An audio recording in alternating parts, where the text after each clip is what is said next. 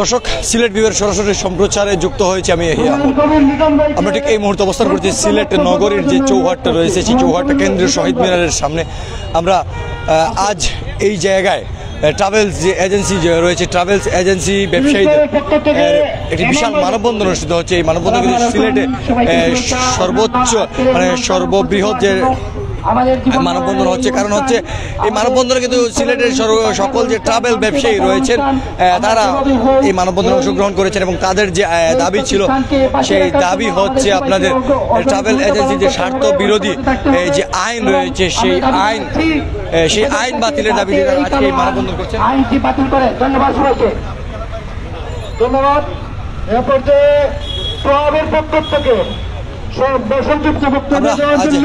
দেখার চেষ্টা করবো যে তাদের যে এই মানববন্ধন কর্মসূচি আজ কিন্তু সকাল 11টায় সিলেট শহীদ মিনারের সামনে এই মানববন্ধন কর্মসূচি অংশ শুরু হয়েছে এবং ইতিমধ্যে তাদের যে চলমান এই কর্মসূচি চলমান রয়েছে এবং তারা যেটা আমরা তাদের সাথে কথা বলে জানতে পেরেছি যে আজকের যে এই মানববন্ধন যেটা রয়েছে এই একটা শান্তিপূর্ণ মানববন্ধন হচ্ছে এবং এই মানববন্ধনে ট্রাভেল এজেন্সিদের যে বাতিলের যে দাবি, স্বার্থবিরোধী যে আইন হয়েছে সেই আইন বাতিলের দাবিতেই কিন্তু তারা আজ এখানে দাঁড়িয়েছেন এবং তারা বলছেন যে এখান থেকে তারা পরবর্তী যে কার্যক্রম রয়েছে তারা জেলা প্রশাসক কার্যালয়ে একটি স্মারকলিপি প্রদান করবেন এবং পরবর্তী সময়ে স্মারকলিপি প্রদান শেষে কিন্তু তারা যদি এই আইনের ব্যাপারে এই আইন বাতিলের কোনো উদ্যোগ না নেওয়া হয় তাহলে পরবর্তীতে কঠোর আন্দোলনের তারা কঠোর কর্মসূচির তারা আয়োজন করবেন। আমরা এটা জানতে পেরেছি। আমরা একটু কথা বলার চেষ্টা করব এখানে, আমরা একটু কথা বলার চেষ্টা করব যে আস্থা কেন্দ্র আজকে আপনারা কি লাগিয়ে গেছেন, আপনারা দাবি দেওয়াটা কি? আমরা আইসি আমরা অস্তিত্বের লড়াই, আজকে অস্তিত্ব রক্ষার্থে এখানে এসেছি। আমাদের ট্রাভেল এজেন্সি বন্ধ হওয়ার মতো আইন করেছে, যে আইন ট্রাভেল এজেন্সি সব বন্ধ হয়ে যাবে এবং কিছু মাফিয়া চক্র এই অধিকার দখল করবে এবং জনসাধারণ যারা আমাদের সংশ্লিষ্ট যারা রয়েছেন ট্রাভেল এজেন্ট উনাদের স্বার্থ ক্ষুণ্ণ হচ্ছে।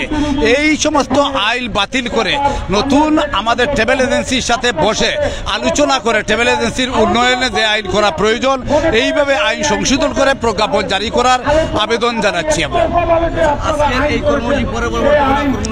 যদি আইন না মানা হয় এটা আমাদের অস্তিত্বের লড়াই, আর অস্তিত্বের লড়াই তো বুঝেন, মানুষ যখন তার সর্বস্ব হারিয়ে ফেলবে তখন সে সর্বস্ব নিয়েই মাঠে নামবে। আমরা কথা বলছিলাম যে যাত্রী ট্রাভেলস রয়েছেন স্বত্বাধিকারী, তার সাথে আমরা একটু কথা বলার চেষ্টা করবো।